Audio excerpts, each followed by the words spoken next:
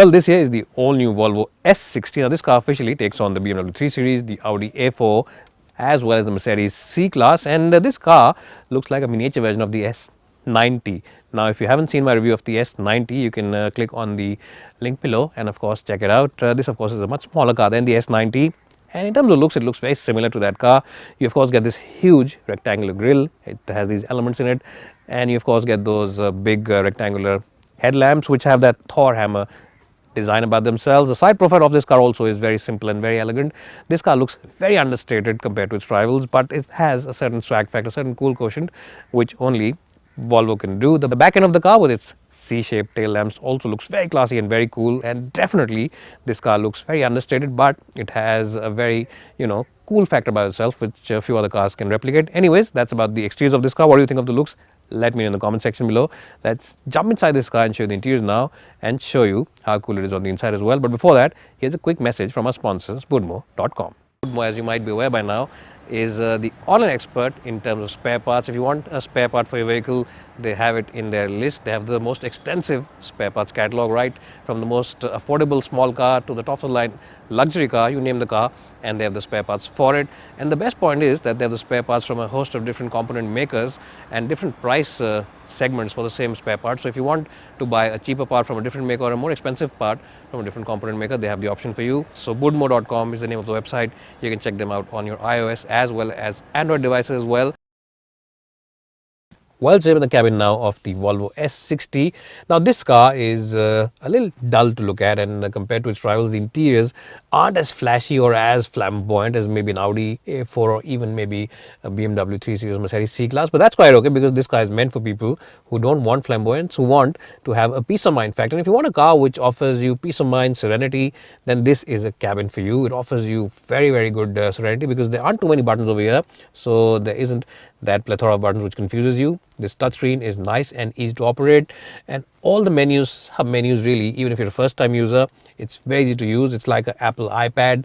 There are only 1, 2, 3, 4, 5, 6 buttons over here, and these are for the stereo controls and also for the windscreen and the back screen over there for the defrosting of that. So that's quite nice about these buttons and switches, because they won't flabbergast you with all the equipment immediately in your face. Now, in terms of equipment, it's a very good car. You, of course, get adaptive cruise control, you get a lot of radar-based and sensor-based controls, and, of course, lane departure warning and stuff like that is there. So it's a very good car. 5-star safety rating as well for this car. So it's one of the safest cars available in the Indian market. In terms of the gauges, it's an all-digital display. It looks very good. One thing where Volvo really has excelled is in the quality. Even though this car is towards the budget end of its range, the quality of the interior is absolutely spot on. The small buttons over here for the AC, small switches over here for the drive modes, the parking brake, the button over here for the various driving modes. Everything, start stop button, is absolutely first rate. The center console is so well bolted together that there's hardly any flex in it, no flex at all. And really, Volvo's done a fantastic job with the quality. Where Volvo's also done a fantastic job is in the seat comfort. The seats offer you excellent support for your lower back, superb support for your under thighs. Side bolsters are very good. The steering wheel is really nice to grip. So yes, in terms of the quality, in terms of the comfort, in terms of features, it's an excellent place to be in, and full marks to Volvo for giving you such a luxurious and opulent cabin. Now let's jump in the back seat and see how good that really is. Well, so I'm now in the back seat of the S60. Now, in terms of the knee room and the headroom, there's a more than sufficient amount of space over here in the back, and it's decent in terms of width as well, so you can actually have 3 occupants. The only issue is that this hump in the middle will limit the place for whoever's sitting over here in the middle, because he'll really have to stretch his feet. So it's ideal as a 2-seater. And even though there is plenty of place, the seats are really low set. Under thigh support is at a bit of a premium. It's not the best in terms of under thigh support. I reckon that the Mercedes C-Class and the BMW 3 Series definitely have better under thigh support than this car. So that is one area where this car misses out on. You get your own AC vents as well as your own climate control zone over here at the back. So that also helps in the sense of luxury. But yes, under thigh support could have been slightly better on this car. Anyways, now let's have a look at how good the boot on this car really is. Talking about the boot of the S60, as you can see, it's a nice and deep boot. There's a bit of a sill, but it's not too much, so you can easily forgive it. The aperture also is decent. It's not the best, but it's quite okay, and at par with its rivals. Now, it's a square boot. It's a deep boot, which means that you can easily stuff in those bags when you of course go to play golf, or even if you take your son to play cricket and his practice, and those bags can easily go into it without any fuss whatsoever, because it is a very wide boot as well, and you won't have to adjust those golf bags or those cricket kits in the least. So overall, in the boot department, I'll give it a double thumbs up and a respectable score of 9 out of 10. Now let's jump in the front seat and see how good this car is to drive. Well, so here I'm driving the Volvo S60 now. Now this car comes with only one engine option. That option of course is a 2-litre turbocharged petrol engine, which makes about 190 bhp of power. Now in terms of power, it's quite good. In terms of the driving also, it's quite decent, and you get an 8-speed automatic gearbox along with it, which is of course a torque converter, not dual clutch, so that is something which is there. You don't get pedal shifters behind the steering wheel, which should have been there, but of course you can change gears manually, and there's also different drive modes where you can select of course between the economy mode, the comfort mode, or the dynamic mode, and as the name says, the dynamic mode is the one to go for if you really want very aggressive driving. Now whichever mode you choose, this is not a very keen driver's car. It's not the best car in this segment for enthusiasts. That of course is something which the BMW still claims, the 3 Series, and in that area this car is slightly behind that car. In terms of engine performance, good, but this engine tends to be a little loud, a little buzzy when you rev it hard. If you rev it up to about 3,500 RPM, which most buyers will not, but I'm just telling you that if you do rev it, then it will become a little buzzy and a little noisy inside the cabin. So that's something which is there. Other than that, in terms of cabin isolation, it's quite good. There's hardly any noise which comes into the cabin from the engine when you rev it under 3000 RPM. There's a little bit of hair noise, but that's about okay. It's well within acceptable limits.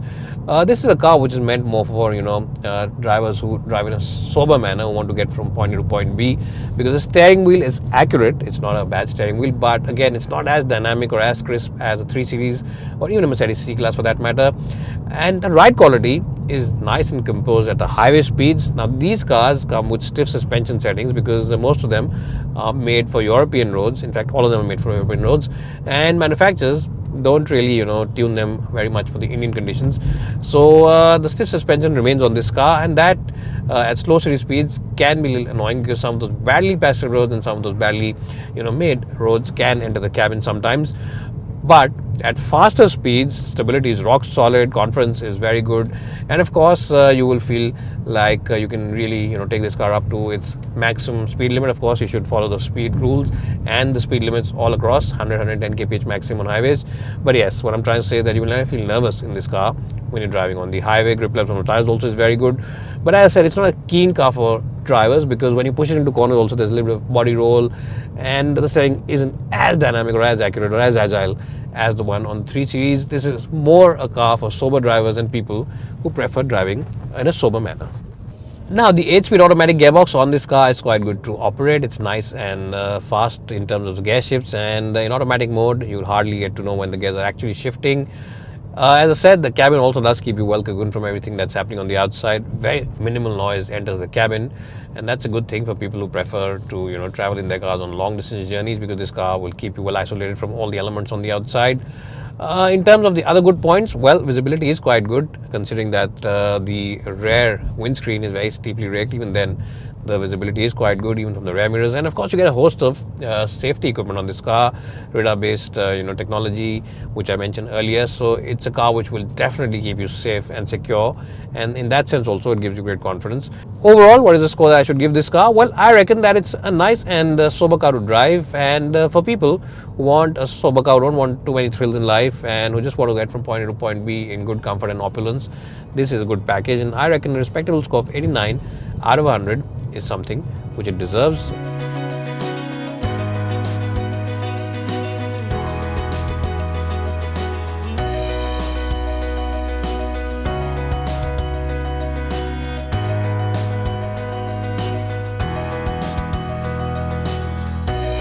Well, so the S60 might not be as exciting to drive as a BMW. It might not have the same opulence as an Audi or a Mercedes, but if you want a sensible, well-engineered, safe and comfortable car which offers you a very good ride and also offers you no-nonsense engineering and a long list of features, then this is a car which you definitely keep in your shortlist.